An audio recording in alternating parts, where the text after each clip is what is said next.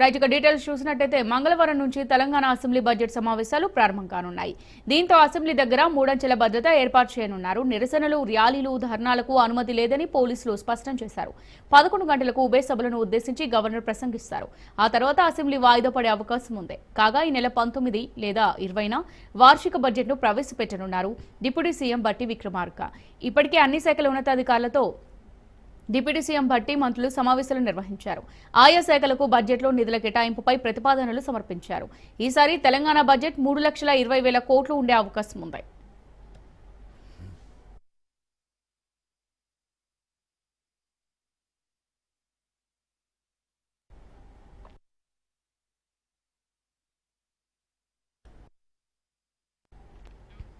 ఈసారి అసెంబ్లీ సమావేశాల్లో కీలక అంశాలు చర్చకు వచ్చే అవకాశం ఉంది. ఎస్సీ వర్గీకరణ, బీసీ రిజర్వేషన్లకు సంబంధించిన బిల్లులను సభలో ప్రవేశపెట్టనున్నారు. ఇటీవల జరిగిన కేబినెట్ భేటీలో ఈ నిర్ణయాలకు ఆమోద ముద్ర వేశారు.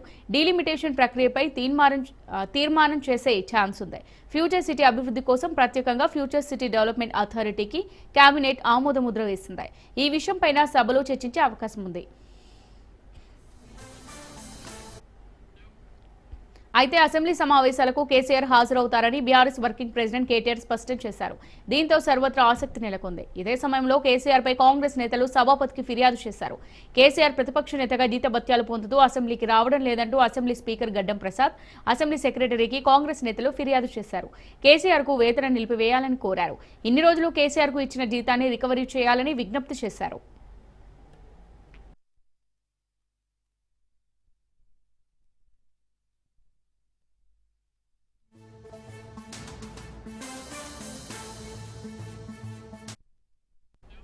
ఇదిలా ఉంటే అసెంబ్లీ సమావేశాలకు ముందు తెలంగాణ భవన్లో కేసీఆర్ ఎమ్మెల్యేలతో సమావేశమయ్యారు.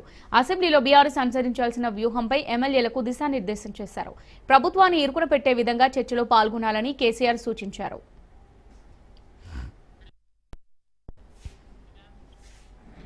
ఇక తెలంగాణ ప్రజా సమస్యలపై రాజీలేని పోరాటం చేయాలని ఎమ్మెల్యేలు, ఎమ్మెల్సీలకు అధినేత కేసీఆర్ పిలుపునిచ్చారు. తెలంగాణ భవన్లో కేసీఆర్ అధ్యక్షతన బీఆర్ఎస్ ఎల్పీ సమావేశం జరిగింది. ఈ సందర్భంగా అసెంబ్లీ సమావేశాల సందర్భంగా పలు అంశాలపై దిశానిర్దేశం చేశారు. బీఆర్ఎస్ శాసనసభ మండలి సభ్యులందరూ నిర్ణీత సమయానికి సభకు హాజరు కావాలని సూచించారు. ప్రభుత్వ అవినీతిపై, ప్రజా వ్యతిరేక కార్యక్రమాలపై చీల్చి చెండాడాలన్నారు. బీఆర్ఎస్ పై ప్రభుత్వం చేస్తున్న తప్పుడు నిందలను తిప్పికొట్టాలన్నారు.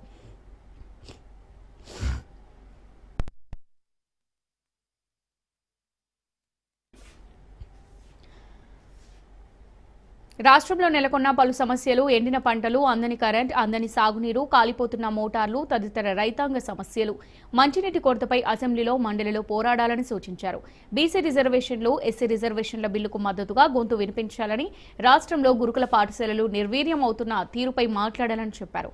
ప్రభుత్వ ఉద్యోగుల రిటైర్మెంట్ బెనిఫిట్స్, డీఏల పెండింగ్, పీఆర్సీ అమలుపై అసెంబ్లీ మండలి వేదికగా ప్రభుత్వాన్ని నిలదీయాలన్నారు. మహిళలకిచ్చిన వాగ్దానాలను నెరవేర్చేందుకు కొట్లాడాలన్నారు.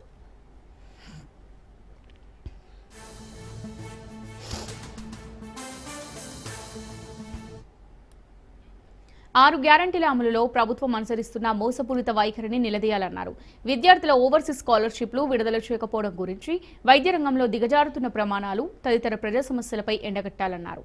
దళిత బంధును నిలిపివేయడంపై ప్రశ్నించాలన్నారు. గొర్రెల పెంపకం, చేపల పంపిణీ సమగ్ర అమలు కోసం అసెంబ్లీ మండలిలో ప్రభుత్వాన్ని నిలదీయాలని సభ్యులకు సూచించారు. కాంగ్రెస్ ప్రభుత్వ పాలనలో రాష్ట్ర ప్రజలు పడుతున్న కష్టాలను, వారి ఆకాంక్షలను అర్థం చేసుకుని వారి గొంతుకగా బీఆర్ఎస్ సభ్యులు ఉభయ సభల్లో ప్రభుత్వాన్ని ప్రశ్నించాలని కేసీఆర్ పిలుపునిచ్చారు.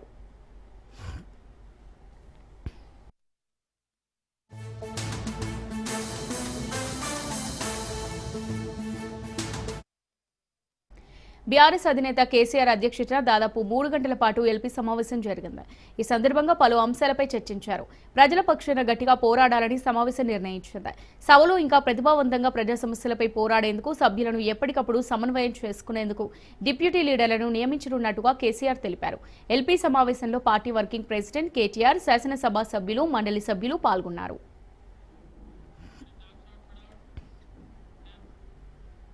మాజీ సీఎం కేసీఆర్ కు జీతం నిలిపివేయాలంటూ స్పీకర్ గడ్డం ప్రసాద్ కు కాంగ్రెస్ నేతలు లేఖ రాశారు. స్పీకర్ ను కలిసిన రాజశేఖర్ లేఖను సమర్పించారు. కేసీఆర్ ప్రతిపక్ష నేత హోదాలో అసెంబ్లీకి రావడం లేదని, ఆయనకు జీత భత్యాలు నిలిపివేయాలని కాంగ్రెస్ నాయకుడు రాజశేఖర్ లేఖలో పేర్కొన్నారు. కేసీఆర్ ప్రతిపక్ష హోదాలో అసెంబ్లీకి రాకుండా జీతం తీసుకుంటున్నారని ఆరోపించారు. కేసీఆర్ అసెంబ్లీకి హాజరు కాకపోవడాన్ని అధికార కాంగ్రెస్ చాలా రోజులుగా తప్పుపడుతూ వస్తోంది. అసెంబ్లీకి రాని కేసీఆర్ కు జీతం ఎలా ఇస్తారని కాంగ్రెస్ నేత రాజశేఖర్ ప్రశ్నించారు. ప్లీజ్ ఎగ్జామిన్ అండ్ పుట్టప్ అని చాలా క్లియర్ గా రాయడం జరిగింది. నేను ఒకటే కోరుతున్నా కేసీఆర్ గారు, నిన్న ఎవ్వరు ర్యాగింగ్ చేయరు. మరి రేవంత్ అన్నకు మేము చెప్పినాం ర్యాగింగ్ చేయకండి అని చెప్పినాం. మీరు ర్యాగింగ్ చేస్తారని భయపడుతున్నాం. ఏం ర్యాగింగ్ చేయం. మేము 10 ఏళ్ళ ఎక్స్పీరియన్స్ ఉంది నీకు కూడా. చిన్నపిల్లగానివా కొత్తగా జాయిన్ అయినవా? ఎందుకు ర్యాగింగ్ చేస్తాము? ఒకవేళ నువ్వు పులివా పిల్లివా అనేది వస్తే తెలుస్తుంది. ఇంట్లో కూర్చొని నేను పులిని అని నీ కొడుకు చెప్తున్నాడు. నీ కొడుకు కూడా విజ్ఞప్తి చేస్తున్నా, మీ నాయనని తీసుకురా. ఎవరు మీకు అండగా మేము ఉంటాం. కాంగ్రెస్ పార్టీ అండగా ఉంటుంది. ర్యాగింగ్ చేయకుండా చూసుకుంటాం. నేను ఒకటే అడుగుతా కేటీఆర్ గారు, సాఫ్ట్వేర్లో పని చేసినావు కదా, జీతము పని చేయకుండా నువ్వు జీతం గిట్లా తీసుకుంటావా? నువ్వు పని చేసినా అని చెప్తావు పదే నువ్వు గిట్లా పని చేయకుండా జీతం గిట్లా ఎప్పుడన్నా ఇచ్చిండ్రా మీ ఆఫీసులల్లో? మరొకసారి కే చంద్రశేఖర్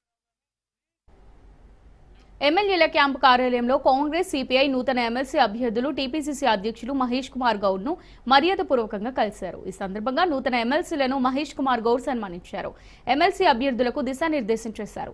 ప్రతిపక్ష పార్టీలు చేస్తున్న అబద్ధపు ప్రచారాలను ఎండగట్టి ప్రభుత్వం చేస్తున్న అభివృద్ధి, సంక్షేమ కార్యక్రమాలు ప్రచారం చేయడంలో ముందుండాలని సూచించారు. సిపిఐ మిత్రపక్షంగా సంపూర్ణ సహకారం అందించామని, ఇదే మైత్రి కొనసాగాలని ఆయన సిపిఐ నాయకులకు తెలిపారు.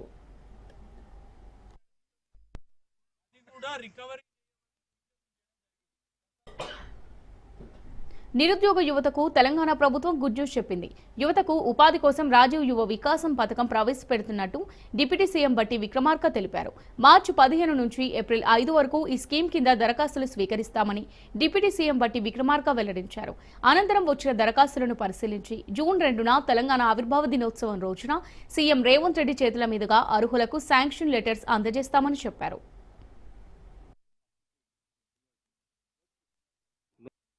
ఎస్సీ ఎస్టీ కార్పొరేషన్ సంబంధించి, బీసీ మైనార్టీస్ కార్పొరేషన్ సంబంధించి కూడా అన్ఎంప్లాయిడ్ యూత్ కోసం 6,000 కోట్ల రూపాయలతో ఈ అన్ఎంప్లాయిడ్ యూత్ కోసం రాజీవ్ యువ వికాసం మార్చి 2025 నుంచి ఈ కార్పొరేషన్స్ అప్లికేషన్స్ ఇన్వైట్ చేస్తాం. Notification state level on 15th March 2025. ఈ అన్ఎంప్లాయిడ్ యూత్ అంతా కూడా ఇచ్చినటువంటి నోటిఫికేషన్ ఆధారం చేసుకొని 15th March 2025 నుంచి 5th April 2025 వరకు, అంటే కనీసం 20 days unemployed youth applications apply చేసుకోవడానికి సమయం ఇచ్చి, సెలక్షన్ ఆఫ్ బెనిఫిషరీస్ ని 6th April 2025 నుండి 31st May 2025 కల్లా కంప్లీట్ చేస్తారు. 31st May 2025కి కంప్లీట్ చేసి రాష్ట్ర వ్యాప్తంగా June 2 రాష్ట్ర అవతరణ దినోత్సవ సందర్భంగా June 2, 2025 ఈ సెలక్షన్ ని, శాంక్షన్ లెటర్స్ ని ఆ రోజు లబ్ధిదారులకు అందరికి ఇచ్చే విధంగా. గత బీఆర్ఎస్ ప్రభుత్వంపై మంత్రి పొంగులేటి శ్రీనివాసరెడ్డి మండిపడ్డారు. గత బీఆర్ఎస్ ప్రభుత్వంలో మాది ఫామ్ హౌస్ లా పడుకునే ప్రభుత్వం కాదని మంత్రి పొంగులేటి అన్నారు. ఇచ్చిన మాట నిలబెట్టుకునే ప్రభుత్వం ఇందిరమ్మ ప్రభుత్వం అని, ఇందిరమ్మ ప్రభుత్వం అంటే పేదల ప్రభుత్వం అన్నారు. ఇందిరమ్మ రాజ్యంలో ప్రతి పేదవాడికి న్యాయం జరుగుతుందన్నారు. ఖమ్మం జిల్లా వైరా మండల పరిధిలోని పుణ్యపురం గ్రామంలో ఇందిరమ్మ ఇళ్లకు మంత్రి పొంగులేటి శంకుస్థాపన చేశారు.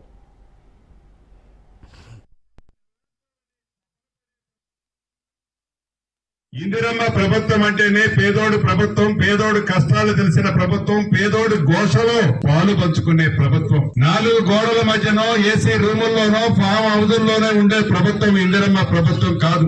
ఆనాడు రాష్ట్ర విభజన కంటే ముందు, ఆనాటి ఉమ్మడి ఆంధ్రప్రదేశ్ లో, ఈనాటి తెలంగాణ రాష్ట్రంలో సుమారు 23 లక్షల ఇందిరమ్మ ఇళ్లు కట్టించిన ఘనత మన ఇందిరమ్మ పంది. ఏ ఊరు పైన, ఏ గ్రామం పైన, ఏ తండా పైన, ఏ గూడానికి పైన, ఏ అడవిలో మారుమూల ప్రాంతంలో 4 ఇళ్లున్నా అక్కడ స్వాబేసిన ఇల్లంటూ ఉంటే ఆ ఇల్లు మన ఇందిరమ్మ ప్రభుత్వంలో కట్టిందే. సాధించుకున్న తెలంగాణ రాష్ట్రం ఏర్పడిన తర్వాత మాయ మాటలు చెప్తూ, అద్భుతాలు చూపిస్తూ, ఇదిగో నీకు డబుల్ బెడ్రూమ్ ఇల్లు ఇస్తున్నాని ఎన్నికలు వచ్చేటప్పుడు బొమ్మలు చూపించిన ప్రభుత్వం ఆనాటి ప్రభుత్వం. ఇందిరమ్మ ప్రభుత్వం అంటే మాటల ప్రభుత్వం కాదు, చేతల ప్రభుత్వం. ఇందిరమ్మ రైట్ గా కేంద్ర రాష్ట్ర ప్రభుత్వాలపై ఎమ్మెల్సీ కవిత హాట్ కామెంట్స్ చేశారు. నిజామాబాద్ పసుపు రైతుల ఆందోళనలు రాష్ట్రానికి కనిపించడం లేదా అని ప్రశ్నించారు. గిట్టుబాటు ధర రాక పసుపు రైతులు అల్లాడుతుంటే ప్రభుత్వం ఏం చేస్తోందన్నారు. ఎన్నికల ముందు హామీలు ఇచ్చిన రాహుల్ రేవంత్ మాటలకి పరిమితమయ్యారని విమర్శించారు. పసుపు బోర్డు తెచ్చమన్న ధర్మపురి అరవింద్ రైతులను పరామర్శించడం లేదన్నారు. తక్షణమే ప్రభుత్వం ముందుకొచ్చి రైతులను ఆదుకోవాలని డిమాండ్ చేశారు. నిజామాబాద్లో పసుపు రైతులు ఉద్యమిస్తున్నటువంటి తీరుని మనం గమనించడం జరిగింది. మొన్న మిర్చి రైతులు అదే తీరుగా ఉద్యమించిండ్రు. కానీ మాటలు చెప్పినటువంటి కేంద్ర రాష్ట్ర ప్రభుత్వాలు ఇద్దరు కూడా మరి రైతులకు ఆదుకోవడానికి ముందుకు రావడం లేదు.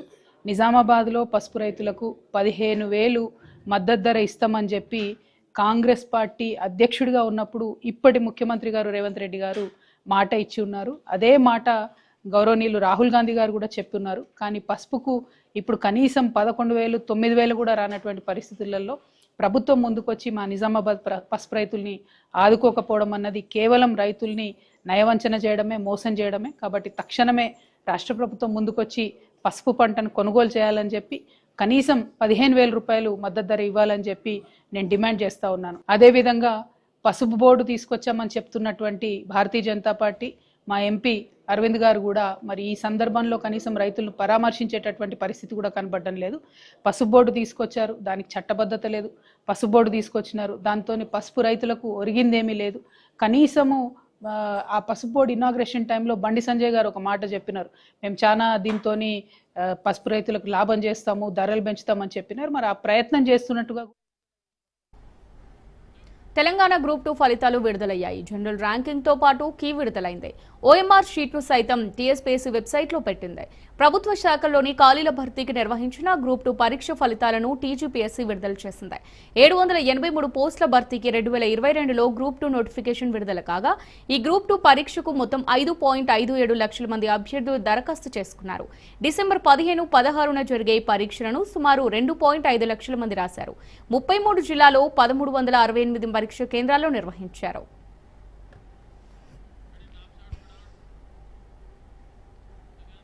చేసుకున్నాడని మారుతిరావు ప్రణయ్ను చంపించాడన్నారు కాంగ్రెస్ సీనియర్ నేత విహెచ్.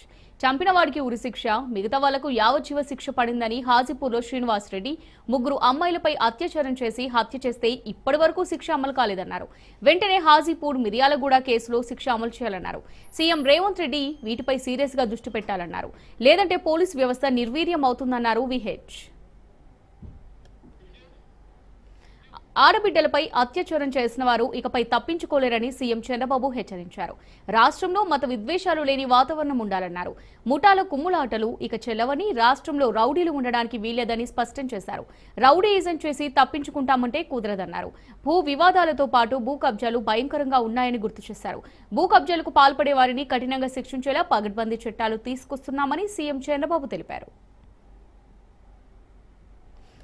కూడా ఇక్కడ అన్ని సమస్యల పరిష్కారం చేయగలుగుతున్నాం కానీ వీళ్ళు చేసినటువంటి ఈ భూ వివాదాలు, ల్యాండ్ రిలేటెడ్ కాన్ఫ్లిక్ట్స్ అయితే భయంకరంగా తయారైనాయి. 22A ఉపయోగించారు, రికార్డ్స్ తారుమారు చేశారు, ప్రభుత్వ భూములు కొట్టేశారు, ఫారెస్ట్ భూములు కొట్టారు. ఎవరైనా సరే ల్యాండ్ గ్రాబింగ్ చేస్తే, భూ కబ్జాలకు పాటుపడితే ఈ చట్టం ద్వారా ఎక్కడైనా ఎవరైనా సరే భూ కబ్జా చేయాలంటే భయపడే పరిస్థితి రావాల్సిన ఉంది. అలాంటి చట్టాన్ని కూడా తీసుకొస్తామని చెప్పి కూడా నేను మీకు తెలియజేస్తున్నాను.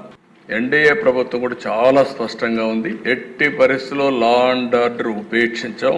ఎవరు బ్రేక్ చేసినా గంజాయి పైన, డ్రగ్స్ పైన ఉక్కు పాదం మోపాం. ఎట్టి పరిస్థితుల్లో ఈ రాష్ట్రంలో 1 ఎకరా కూడా గంజాయి పండించడానికి వీలు లేదు. అది జరిగే వరకు నిరంతరం ఈ ప్రభుత్వం పోరాడుతుంది.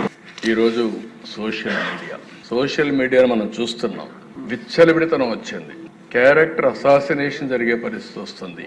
ఆడబిడ్డలు తలెత్తుకొని తిరగలేని పరిస్థితి వస్తూ ఉంది. ఇది మంచి సాంప్రదాయం కాదు. నాకు చాలా సంతోషం, అసెంబ్లీలో బూతులు లేవు. ఆడబిడ్డల పైన అత్యాచారాలు చేసి తప్పించుకోవాలంటే ఈ ప్రభుత్వంలో వీలు కాదు. అదే చివరి రోజు అవుతుందని మరొకసారి హెచ్చరిస్తుంది.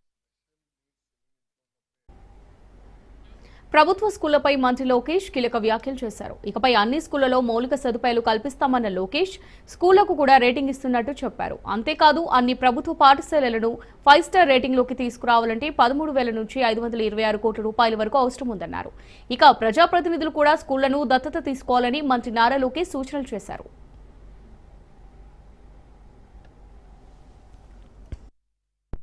స్పెషల్ నీడ్స్ చిల్డ్రన్ ఇంట్లో ఉన్నప్పుడే తల్లిదండ్రులు ఎదుర్కొన్న సమస్యలు మనకు అర్థమవుతాయి అధ్యక్ష. ఎందుకంటే వాళ్ళకి మెరుగైన విద్య అందించాలి, వాళ్ళని అన్ని రకాలుగా ఆదుకోవాలనేది తల్లిదండ్రులు వాళ్ళ తాపత్రయం మనకు కనపడుతుంది అధ్యక్ష. అది కొంతమంది ప్రైవేట్ రంగంలో కూడా ఆసరాగా తీసుకుని పెద్ద ఎత్తున డబ్బులు కూడా వసూలు చేస్తాం జరుగుతుంది. అంటే బేసిక్ ట్రీట్మెంట్కి నెలకి 50,000, 60,000 రూపాయలు వసూలు చేస్తామని కూడా కొన్ని సందర్భాలు మనందరం చూసాం అధ్యక్ష. కేంద్ర ప్రభుత్వం రిహాబిలిటేషన్ కౌన్సిల్ ఆఫ్ ఇండియాని ఏర్పాటు చేసి స్పెషల్ నీడ్స్లో 21 డిసెబిలిటీస్లో 9 డిసెబిలిటీస్కి ప్రధానంగా స్పెషల్ ఎడ్యుకేషన్ ఇవ్వాలనేది కేంద్ర ప్రభుత్వం మనకి చెప్తాం జరిగింది. ఇక్కడ కేటగరైజేషన్ కానీ చూస్తే ఏంటంటే చిల్డ్రన్ విత్ మైల్డ్ డిసెబిలిటీస్ ప్రభుత్వ అదేవిధంగా ఎయిడెడ్ పాఠశాలల్లో వాళ్ళు ఎన్రోల్ అవుతారు. మోడరేట్ టు సివియర్ ఉన్న వాళ్ళు భవిత సెంటర్లకి వెళ్తాం జరుగుతుంది. దాంట్లో భాగంగా చూస్తే ఈరోజు మన ప్రభుత్వం 679 భవిత సెంటర్లు ఈరోజు మంత్రి నారాయణ అసెంబ్లీలో కీలక వ్యాఖ్యలు చేశారు. ఒక్క సమస్య కూడా లేకుండా 58 రోజుల్లోనే భూసేకరణ చేశామన్నారు మంత్రి నారాయణ. సీఎం చంద్రబాబుపై విశ్వాసంతో రైతులు 34,000 ఎకరాలు ఇచ్చారని తెలిపారు. 2015 జనవరి 1న భూసేకరణకు నోటిఫికేషన్ ఇచ్చామని, 2015 ఫిబ్రవరి 15 లోపు భూసేకరణ పూర్తి చేశామని వెల్లడించారు. ఇక్కడ అమరావతిలోనే యాక్సెప్ట్ చేస్తాం ఇదే సభ సాక్షిగా 2014-19లో చెప్పారు అధ్యక్ష.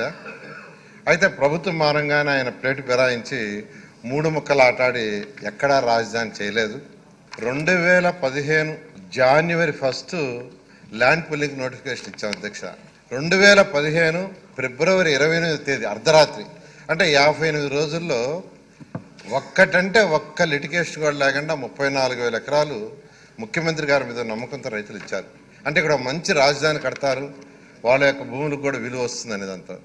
కానీ గత ప్రభుత్వం మద్యం అమ్మకాలు ఏపీ శాసన మండలిలో అధికార ప్రతిపక్షం మధ్య కాకరేపిందాయి. మద్యం కుంభకోణంపై సిట్ వేశామని మంత్రి కొల్లు రవీంద్ర తెలిపారు. సిట్ వేసిన సాయంత్రానికే తాడేపల్లి ప్యాలెస్ లో మొత్తం తగలబెట్టేశారంటూ సంచలన ఆరోపణలు చేశారు. ఎంతమంది ఈ అక్రమాల్లో ఉన్నారో సిఐడి విచారణలో అన్ని తెలుస్తామన్నారు. మంత్రి కొల్లు రవీంద్ర వ్యాఖ్యలపై బొత్స సత్యనారాయణ అభ్యంతరం వ్యక్తం చేశారు. తప్పు జరిగితే విచారణ జరిపించుకోవడం ఆయా ప్రభుత్వాల విధానం అన్నారు. బాధ్యత కలిగిన మంత్రి పదవిలో ఉండి ఇలా మాట్లాడడం సరికాదన్నారు. తగలబెట్టినట్టు ఆధారాలుంటే కేసు ఫైల్స్ లో ఎంక్వైరీ బైండింగ్స్ లో చేర్చుకోండి అని బొత్స సవాల్ చేశారు. దాన్ని కూడా ఒక దీంట్లో ఫైండింగ్స్ లో పెట్టుకోండి, అది జరుగుతాయి. ఏది వాస్తవం వస్తే ప్రజలు చెప్తారు మీరు. అంతేగాని దీన్ని రికార్డులు ఉంచడం మాత్రం సమంజసం కాదనేది నా తాలూకా సబ్మిషన్ అధ్యక్ష. మీకు రెస్పాన్స్ చెప్పుకోండి, తప్పు కాదు. కానీ ఇలాంటి స్పాన్సరింగ్ మార్చి చేయొద్దు అనేది నా రిక్వెస్ట్. తగలబడితే వాస్తవం. దానికోసమే మేము ఆ రోజున ఆ వీడియో ఫుటేజ్ ఏదైతే ఉన్నాయో ఇవ్వమంటే ఇవాళ వరకు వాళ్ళు ఇవ్వలేదు అధ్యక్ష. ఇప్పుడు వాళ్ళ అక్కడ వీడియో ఫుటేజ్లు ఉన్నాయి, కెమెరాలు ఉన్నాయి, ఫుటేజ్లు ఎందుకు ఇవ్వలేదు అధ్యక్ష? ఇవాళ దాని మీద ఖచ్చితంగా ప్రభుత్వం నిర్ణయం తీసుకుంటుంది అధ్యక్ష. ఏది ఏమైనా ప్రభుత్వం ఇది కంటిన్యూ ప్రాసెస్. మీకు అధికారం ఉంది, మీరు ఎంక్వైరీ చేయొచ్చు, అధికారులు మీ మనుషులే చేయొచ్చు, వాస్తవాలు బయట పెట్టండి.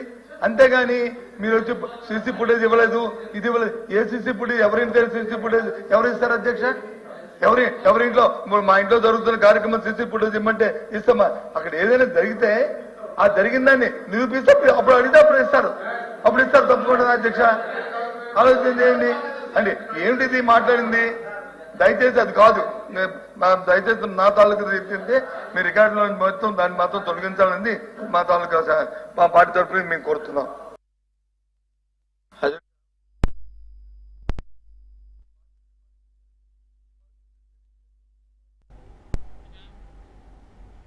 ఏపీ శాసన మండలిలో అధికార ప్రతిపక్షాల మధ్య డైలాగ్ వార్ కంటిన్యూ అయింది. ఉచిత ఇసుక విధానంపై వైసీపీ ప్రశ్నలు సంధించింది. ఉచిత ఇసుక విధానంలో నిబంధనలు పాటించలేదని వైసీపీ నేత బొత్స వ్యాఖ్యానించారు. యంత్రాలతో ఇసుక తవ్వకాలు చేస్తున్నారని వాపోయారు. ఉచితంగా ఇసుక ఇస్తామని చెప్పినా కూటమి ధరలు తగ్గించలేదన్నారు. వైసీపీ సభ్యుల ప్రశ్నలకు మంత్రి కొల్లు రవీంద్ర ధీటుగా సమాధానమిచ్చారు. ఉచిత ఇసుక విధానంపై వైసీపీ మాట్లాడడం హాస్యాస్పదమన్నారు. గతంలో పెద్ద ఎత్తున ఇసుక దోపిడీ జరిగిందన్నారు. కూటమి పాలనలో ఉచిత ఇసుక విధానం తీసుకొచ్చామని లోడింగ్, ట్రాన్స్పోర్ట్ ఛార్జీలనే తీసుకుంటున్నామన్నారు. యూనిట్స్ కన్నప్పుడు 375 రూపాయలు ఒక టన్నుకి ఉచితంగా వాళ్ళకి అదనంగా సేవ్ అవుతుంది. ప్లస్ మీరు ఇప్పుడు చెప్పిన హ్యాండ్లింగ్ ఛార్జీల్లో 25 రూపాయలు సేవ్, అంటే 400 రూపాయలు తగ్గాలి. ఒక లారీకి 10 టన్నుల లారీకి ఒక టన్నుకి 400 లెక్కన తగ్గితే 4000 రూపాయలు, 10 టన్నుల లారీ అయితే 4000 రూపాయలు తగ్గాలి. దయచేసి అది తగ్గిందా లేదో ఒకసారి వెరిఫై చేయమని మంత్రి గారు మీ ద్వారా రిక్వెస్ట్ చేస్తాను. వెరిఫై చేస్తే మీకు కూడా దానివల్ల ఎంతవరకు అయింది లేదు, ఏ విధంగా ముందుకు పోవాలనే ఆలోచన కూడా వస్తుంది. 400 రూపాయలు తగ్గించి ఆ క్వాంటిటీకి ట్రాక్టర్ కానీ లారీ కానీ, ట్రాక్టర్ అయితే మూడు యూనిట్లు వస్తుంది, అంటే సుమారు 1200 రూపాయలు తగ్గాల. అదే లారీకి అయితే 4000 రూపాయలు తగ్గాల. ఆ సందర్భం లేదని నాకున్న ఇన్ఫర్మేషన్. ట్రాన్స్పోర్ట్ ఎక్స్ట్రా అన్నది 375 రూపాయలు రీచెస్ దగ్గర కాస్టే. ఇప్పుడు మేము ఆ రీచ్ దగ్గర జీరో అధ్యక్ష, రీచ్ దగ్గర ఒక పైసా చెల్లించాల్సినటువంటి అవసరం లేదు. జస్ట్ ఏదైతే హ్యాండ్లింగ్ ఎక్కడ లోడింగ్ ఛార్జెస్ ఉంటాయో ప్లస్ ట్రాన్స్పోర్ట్ ఛార్జెస్ కట్టుకుంటే వస్తుంది. ఇదే విశాఖపట్నంలో అధ్యక్ష 1700 రూపాయలకి అమ్మారు అధ్యక్ష. ఇవాళ 600-700 రూపాయలకి విశాఖపట్నంలో అవైలబిలిటీ ఉంది అధ్యక్ష. కావాలంటే చూద్దాం. స్టాక్ పాయింట్స్ అంటే వాళ్ళు తెచ్చుకునేది మళ్ళీ స్టాక్ లో పెడతారు కాబట్టి వాళ్ళకైనా లోడింగ్ ఛార్జెస్ డబుల్ అవుతుంది తప్ప మిగతా డైరెక్ట్ మేము కూడా పంపిస్తున్నాం అధ్యక్ష. డైరెక్ట్ పంపిస్తే 600-700 రూపాయలకి వస్తుంది. విజయవాడ 300 రూపాయలు వస్తుంది అధ్యక్ష. గతంలో ఇక్కడ విజయవాడలో మేము 30-40 వేల రూపాయలు కొనుక్కున్నాం అధ్యక్ష. ఇట్లా చాలా వ్యత్యాసం ఉంది. కాబట్టి మీరు మాజీ మంత్రి రోజాకి ఏపీ ప్రభుత్వం షాక్ ఇచ్చింది. ఆరుదమాంధ్ర పేరుతో గత వైసీపీ ప్రభుత్వ హయాంలో అక్రమాలు జరిగినట్టు ఆరోపణలు వస్తున్నాయి. ఈ నేపథ్యంలోనే అక్రమాలపై నిగ్గు తేల్చాలని ఏసీబీ దర్యాప్తు చేసేందుకు ప్రభుత్వం ఆదేశాలు జారీ చేసింది.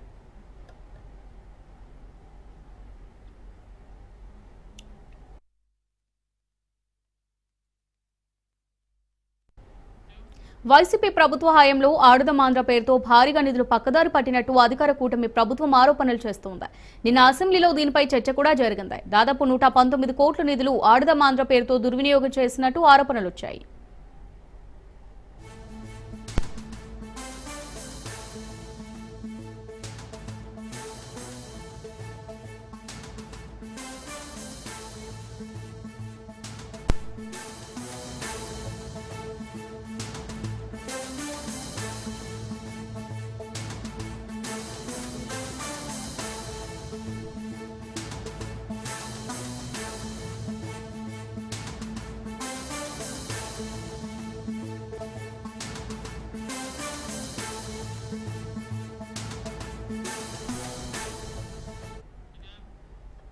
డీఎంకే ఎంపీలు ఆందోళన బాటపట్టారు. పార్లమెంట్ ఆవరణలో నిరసన చేపట్టారు.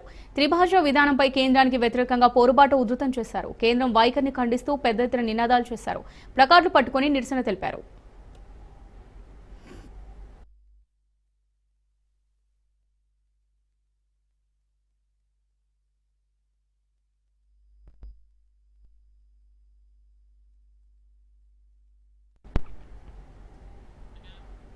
నూతన విద్యా విధానం త్రిభాషా సిద్ధాంతంపై తమిళనాడు సీఎం స్టాలిన్ మరోసారి తీవ్ర ఆగ్రహం వ్యక్తం చేశారు. ఎట్టి పరిస్థితుల్లో కూడా రాష్ట్రంలో త్రిభాషా సిద్ధాంతాన్ని అమలు చేసే ప్రసక్తే లేదన్నారు. నాగ్పూర్ నుంచి వచ్చే ఆదేశాలను తమిళనాడులో అమలు చేయబోయమని ప్రకటించారు. కొత్త విద్యా విధానం పేరుతో హిందీని తమపై బలవంతంగా రుద్దేందుకు ఆర్ఎస్ఎస్ కుట్ర చేసిందన్నారు. పార్లమెంట్లో త్రిభాషా సిద్ధాంతానికి వ్యతిరేకంగా డీఎంకే ఎంపీలు విరోచితంగా పోరాడుతున్నారని స్టాలిన్ అభినందించారు. కేంద్రం బెదిరింపులకు లొంగే ప్రసక్తే లేదన్నారు. తమిళనాడు ఎంపీలపై కేంద్ర మంత్రి ధర్మేంద్ర ప్రధాన్ చేసిన వ్యాఖ్యలను స్టాలిన్ తీవ్రంగా ఖండించారు.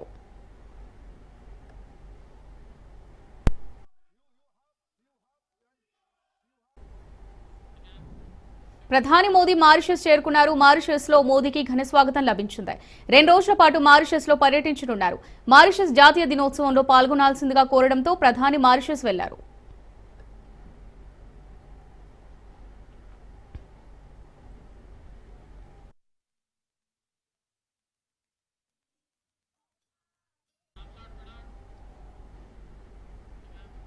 పాకిస్తాన్లో ఓ ఎక్స్ప్రెస్ రైలును హైజాక్ చేశారు. బలూచిస్తాన్ స్వతంత్ర ప్రాంతంగా గుర్తించాలనే డిమాండ్తో పోరాడుతున్న బలూచ్ లిబరేషన్ ఆర్మీ ఈ దుశ్చర్యకు పాల్పడింది.